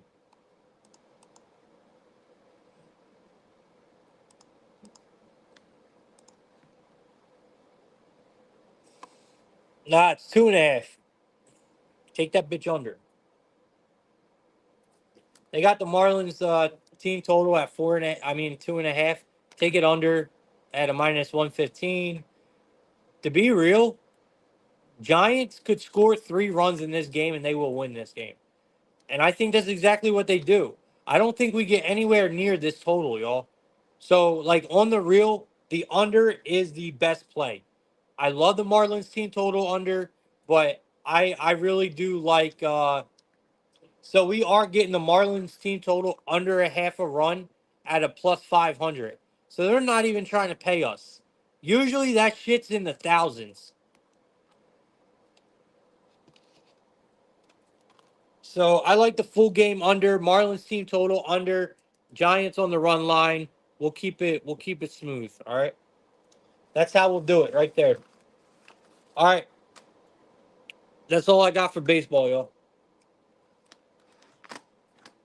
All right. Uh I want to talk about a couple college basketball. I can't wait. I can't wait for college basketball. Y'all have no idea. If you guys need a good college basketball capper, hit me up, man, because it's my favorite sport. It's my best sport, and we are going to do it big this year. And I absolutely cannot wait.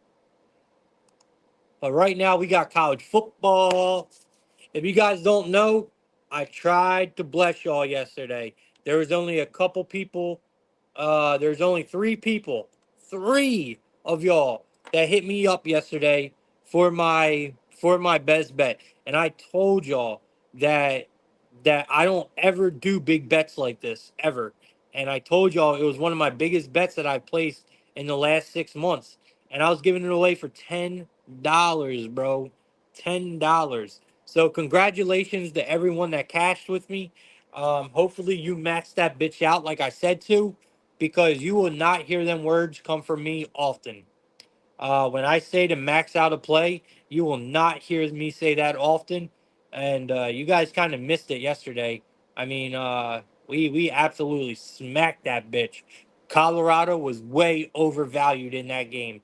Plain and simple, that line was wrong. I don't care what anyone says. Yes, it was an awesome game. I enjoyed it. I could not have picked a better game for a max play to be on, because if you were on North Dakota State with us and you watched that entire game, we got the full package. It was an awesome game. We got to sweat a little bit, but we were kind of comfortable the whole time. We had an amazing game to watch, and we cashed out huge in the end. So it was just an awesome, awesome fucking night. What a way to start the college football season, dude, is all I'm saying. So, congratulations to my VIP members. Congratulations to the people, the three people that bought the $10 deal yesterday for that game. I mean, it was just an awesome, awesome fucking day. And I'm looking to run it back today. I got a couple plays that I absolutely love. We are running a special right now for all NFL season, which includes college football. It includes everything. College football, it includes NFL, it includes all soccer. I am running a special right now. It's one of the best deals that I've ever had out for a promo since I've started. So if you guys want it, hit me up. Just get in my DMs and I'll set you up today. um, Whenever you pay is when your membership starts for the NFL season. So the quicker you pay, the more time you get with us. And believe me, we're on fire right now. All right, but let's get to these picks, man. Let's get to these picks. I'll explain a little bit more of that later, but we got college football to talk about. Even though it don't come on until later, I still want to talk about a few games. So we got one 6 o'clock game. That is Lehigh versus Army. It's a 31.5 point spread. I have not a shit to tell y'all about this game. I lean Army, but that's about it. Maybe their team total. Now, 7 o'clock slate. This is where it gets interesting. 7 o'clock slate. We got Temple playing Oklahoma. We got Florida Atlantic playing Michigan State. We got Elon playing Duke. That is our 7 o'clock slate. I have an article on the website that is about to be published soon as the show is done, because I had some technical difficulties this morning. That's why Plug Talk started so late. Plus, I was really busy, but I couldn't publish my article. But it is done. I just got to publish it and get it indexed into Google, and you guys can go and read it. I did it on the Michigan State game. So I will tell you guys right now, I am leaning Michigan State in that game. I do think they could pull it out. I'm not in love with it for say, but it was good enough. I am in love with it enough to do it as an article. You guys know I do bet my article plays. So it's not like I'm just giving out bullshit on my articles. Anytime I do an article, guys, it's it's a play that I don't necessarily give the VIP unless it's stated that I gave it to VIP. But they're always plays that I do play myself. They just weren't basically official enough to make the VIP card. If that makes sense, right? So that's where I'm at with that. But anyway, I do like Michigan State in this one. I think a lot of people are probably going to be, probably be taking the points with FAU here. I just don't see it, right? I mean, these are two good teams coming into this year, but I just think that Michigan State has talent, and until I see the talent come from FAU, I'm going to back Michigan State in a spot like this every single time. I mean, eh, I don't know, man. I don't know. Let me see. I'm trying to see what they did last year. We already know what they did last year. FAU just doesn't get It's just simple. It's talent, bro. That's like I don't know how else to explain it to y'all. FAU don't get that top tier talent the way Michigan State does, right?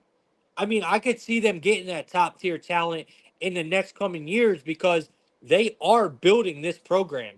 Like FAU is building a good program, but right now the FAU squad against this, I mean, I'm sorry. I just think it's the difference here. Like Herman's a good coach. He's a really good coach, but you got give me Michigan State here laying the points. I'm not going to spend too much time on this. It's Michigan State here. We're going to lay the points. We're getting 13. That's the one thing that is also kind of leaning me towards liking Michigan State here is I do think that a lot of people are going to take the underdog in this spot. And the line's moving in favor of FAU here. So that's also kind of making me like Michigan State here a lot as well. So we'll see what happens. It's not my favorite game on the board. Obviously, my favorite game on the board is going to be in VIP today.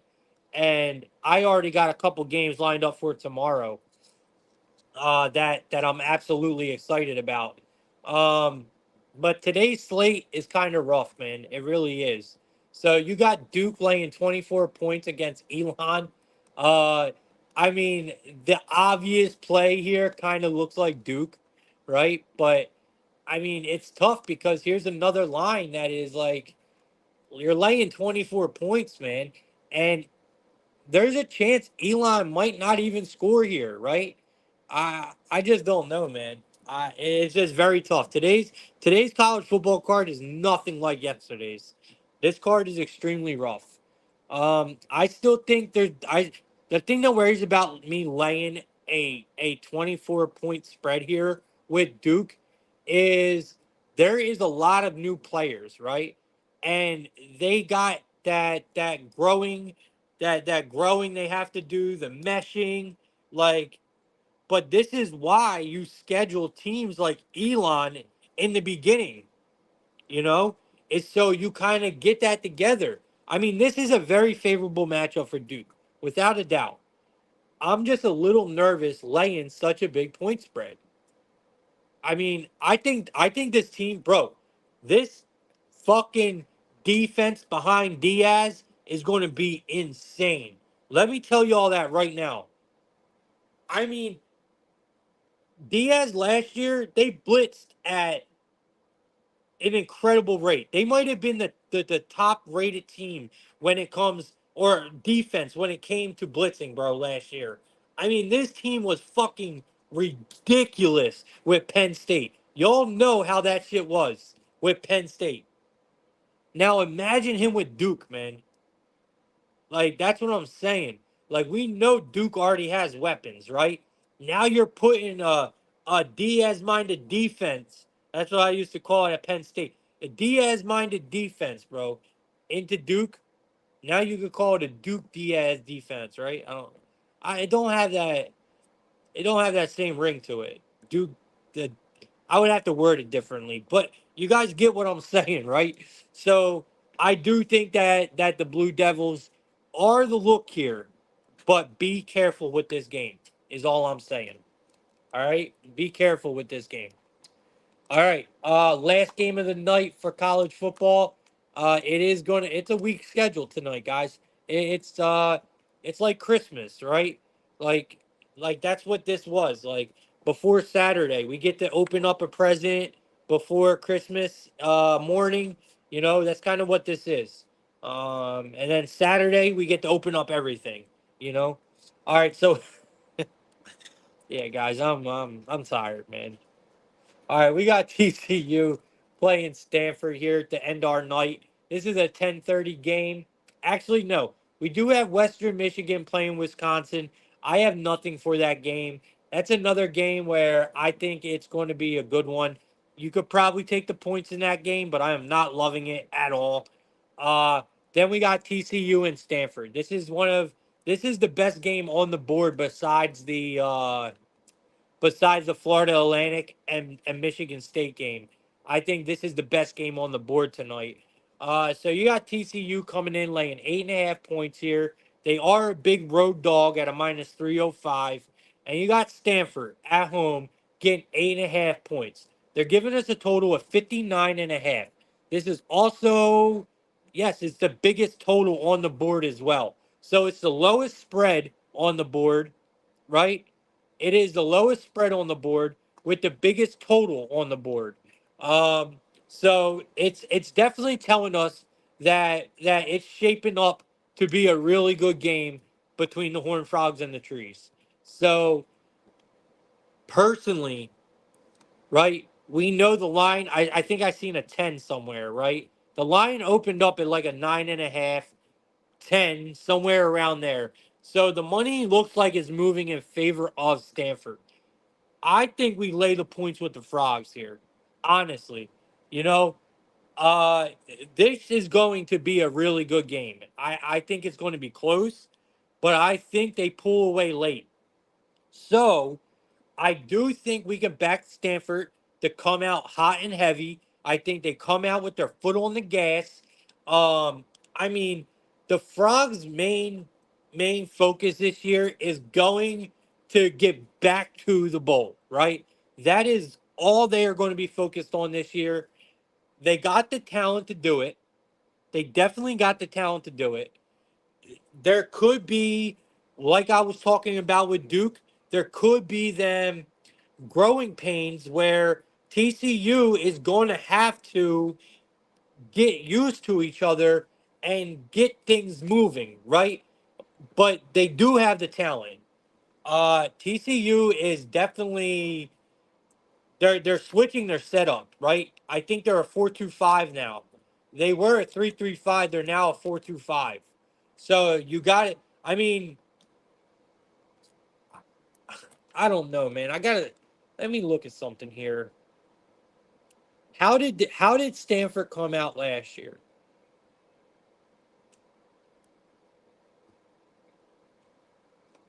See,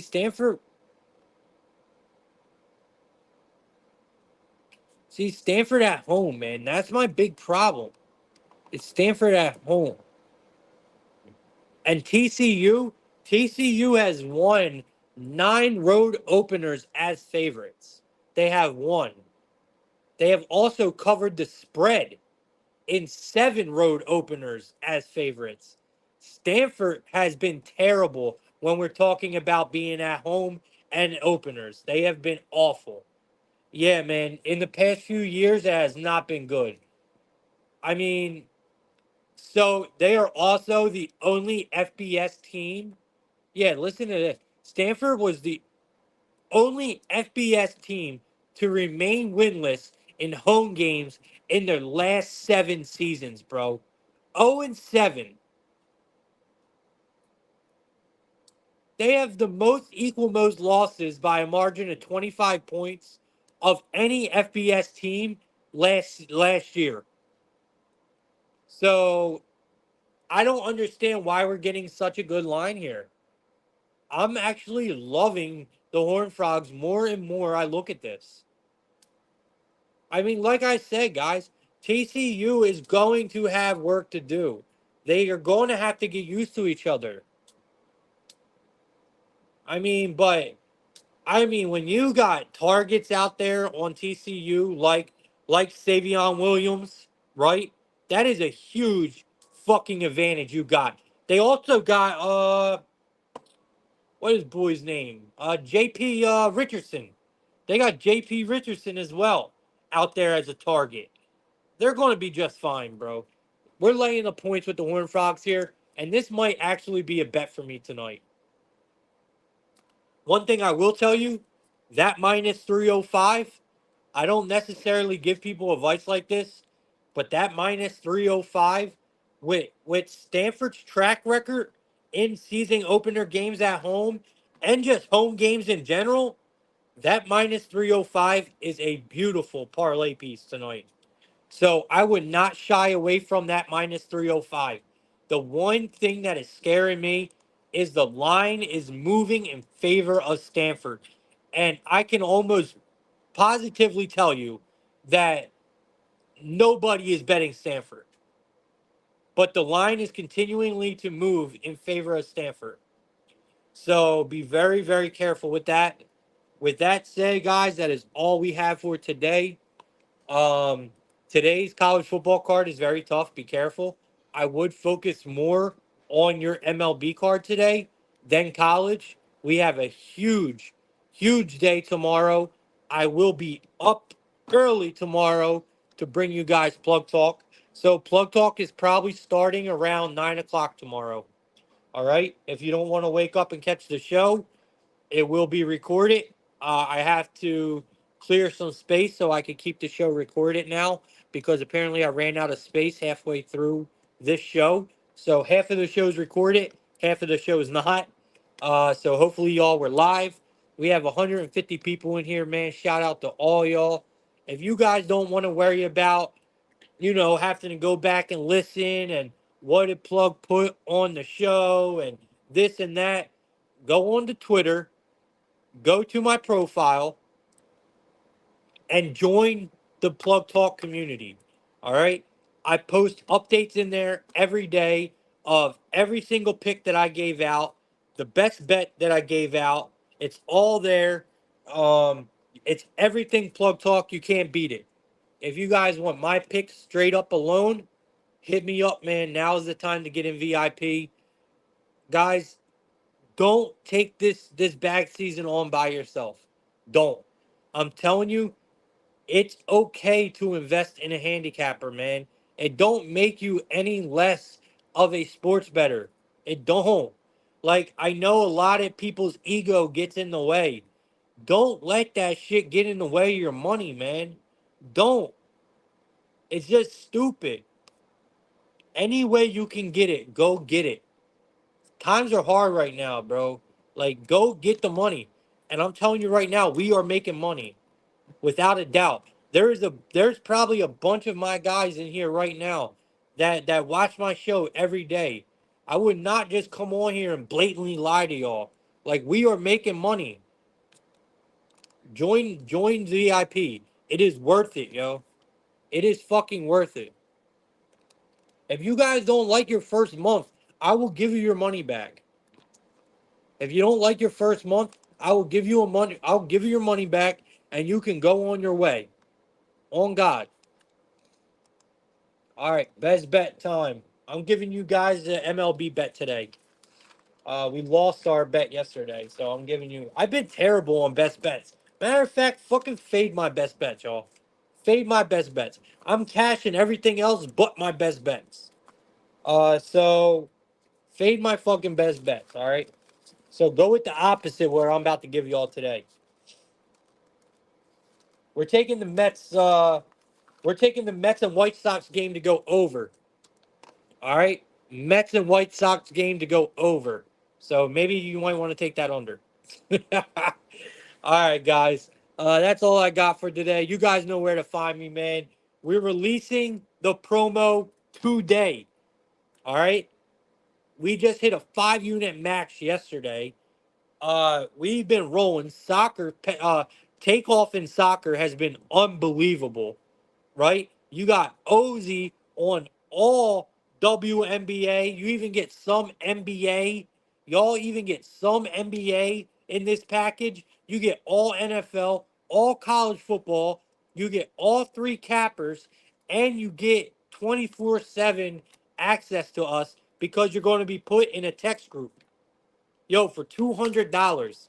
$200, you get three cappers, all NFL season, college football, some of the NBA. You guys get all soccer plays. Bro, you can't beat that deal, bro. It's the best promo we have ever ran. And on top of it, you get in a text group with all of us. You're in a text group with only people that have bought this package. And you have access to us all day long, all night.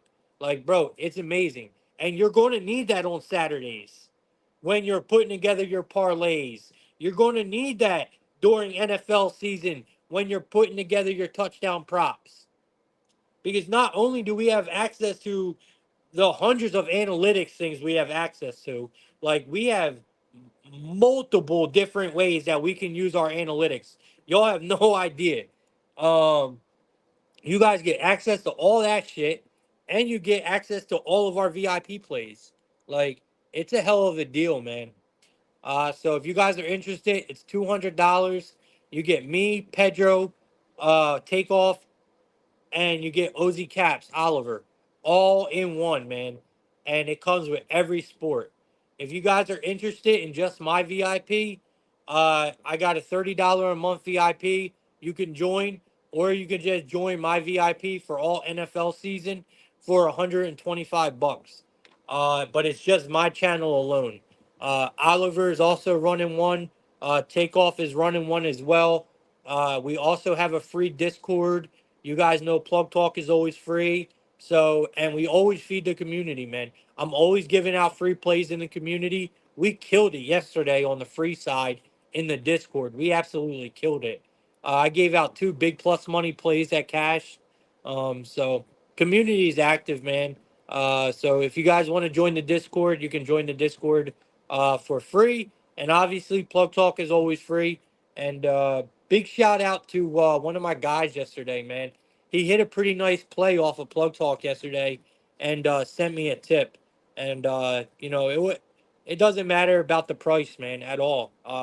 Just the thought alone, man, is fucking awesome. So shout out to you. You know who you are. I appreciate that a lot. It really helps, man. Anything helps. So thank you a lot. I appreciate everyone showing up and showing support as well. 143 people today is fucking amazing. I appreciate all you guys. Let's have a winning day. Let's have a winning fucking night. Let's go into Saturday on big vibes. Big vibes Saturdays. We're about to fuck up college football tomorrow. I can't wait, man. I cannot fucking wait. I'm already releasing my plays today for tomorrow, and we have a 4-unit banger tomorrow again. And I can't fucking wait, man. I can't wait. This is the best time to bet some of these lines because the college football lines are supposed to be sharp this time of year, but it's the best time to take advantage of some lines. And I swear to God, that's exactly what we're doing. So we did it last year, and we were up almost 30 units in the 3rd week of college football last year. We're already up 8 units this so far, and we're not even in our first Saturday. So let's fucking go, man. I'm ready. All right, I'll see you guys tomorrow. Yo, 9 o'clock. 9 o'clock. Set the alarm. All right, Plug Talk. 9 o'clock tomorrow morning. We're up. We're active. Early bird gets the worm. I might be dropping that 4-unit play in Plug Talk tomorrow. I'm just putting that out there. I might drop that 4-unit play in Plug Talk tomorrow. And it's a college football game you're not going to want to miss. With that being said, we out of here. Hope you guys have a good night. I appreciate all y'all. Thanks for watching Plug Talk. 9 a.m. tomorrow morning. Be here.